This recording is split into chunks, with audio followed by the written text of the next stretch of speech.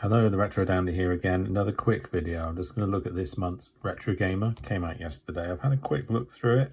There's some good stuff in there. It's going to focus on Zelda because obviously today is the release day of Tears of the Kingdom, which I haven't got yet. It's on my list to pick up at some point.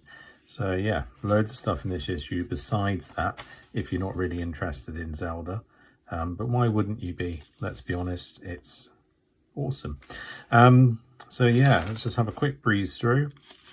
So some the usual articles at the beginning, Mr. Biffo, etc. A nice little article on some sort of piano themed Chris Hülsbeck music. So that's pretty good if you're old enough to remember certain games from the sort of 8-16-bit era. That's there. They look back at 2006. Is that retro? That's crazy. It's only a couple of years ago, right? Some random games, M2 there. There's the massive Zelda feature. Some 10, 12, wow.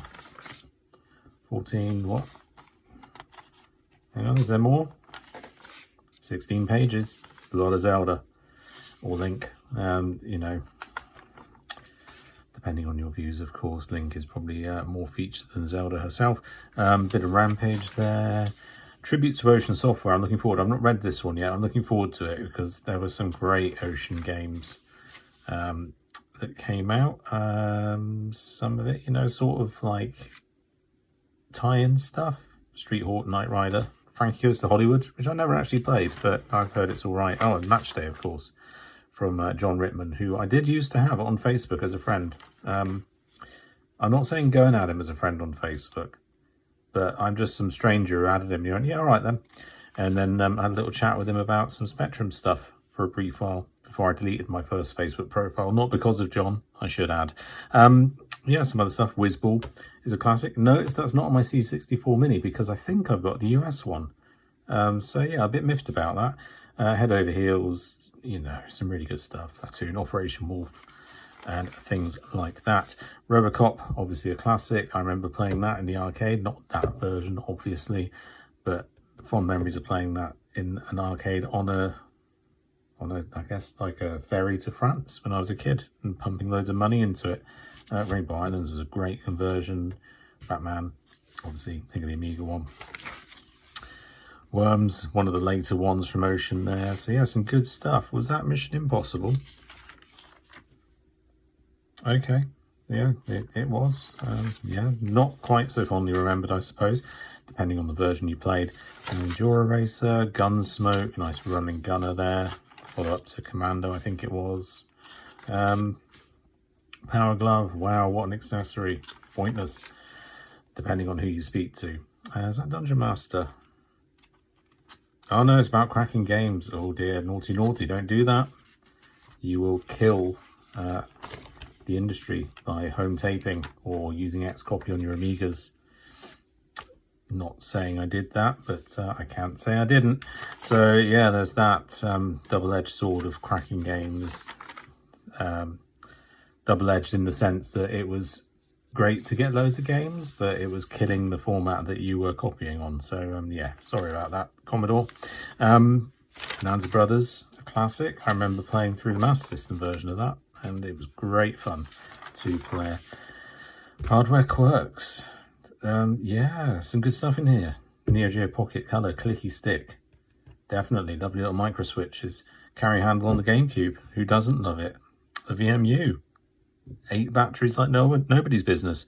Yeah, the rubber keys, the eject button. I always thought was for lazy SNES owners. I used to have a Mega Drive, so I, you know, had the ordeal of having to take the cartridge out myself manually with no eject button. Yes, kids won't. You know, you tell kids today how hard you had it as a game, and they would not believe you. Images Studio Profile. Oh yeah, okay, so some good stuff. Conversions, R-Type on the Atari ST, Chips Challenge on the Commodore 64, which I did play and didn't put in my C64 video. I just realised, never mind.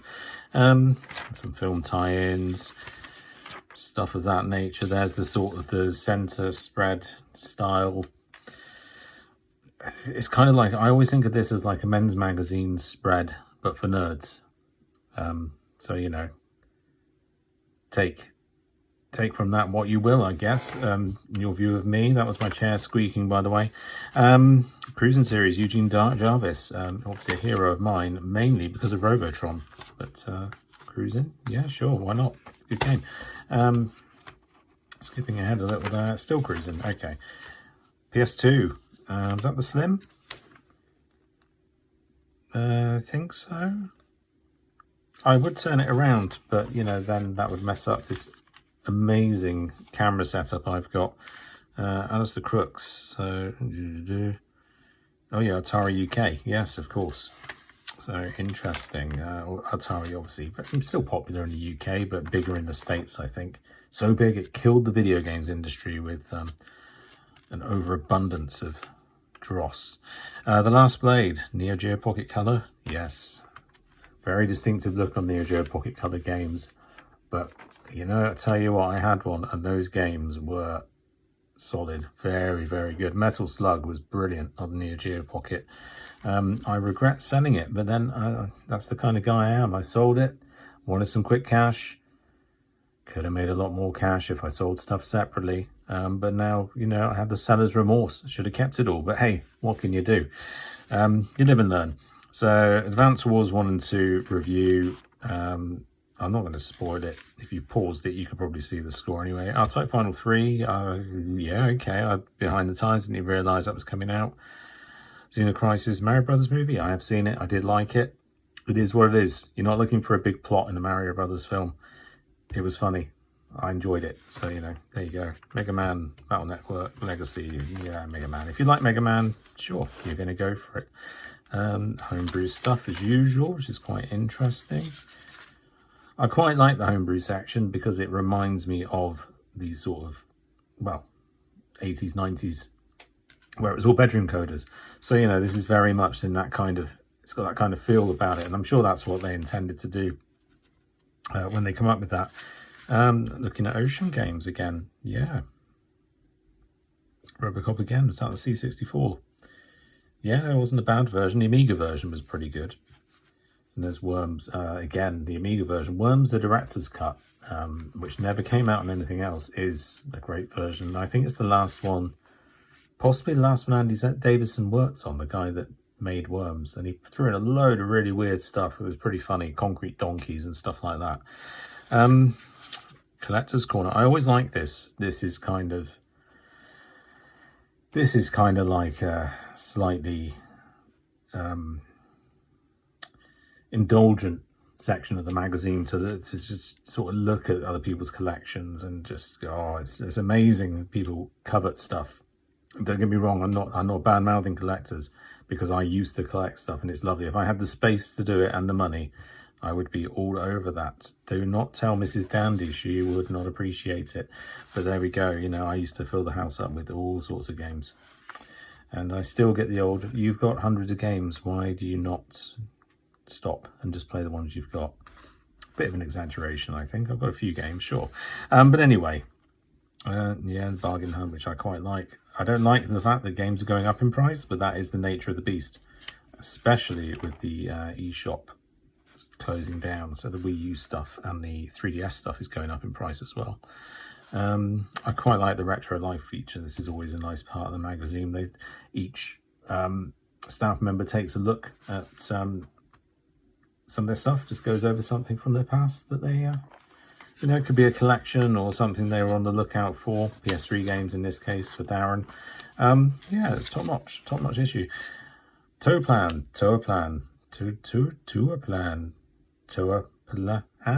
however you pronounce it.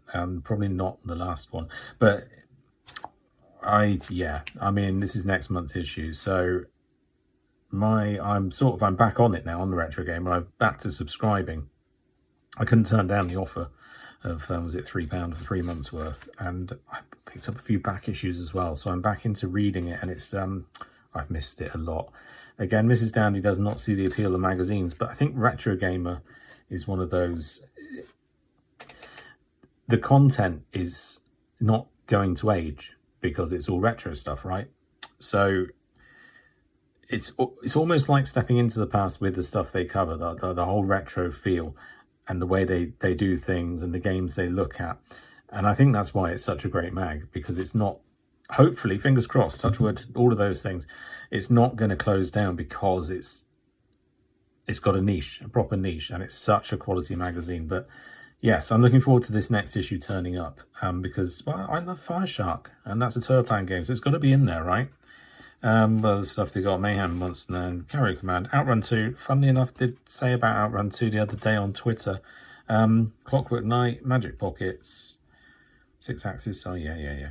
Tingle, oh dear, no, not Tingle.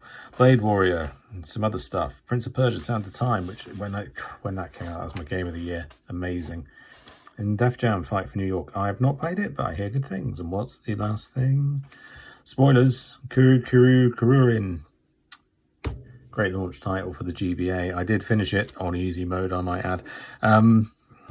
Yeah, there's not really been anything else like it. It's a very simple idea.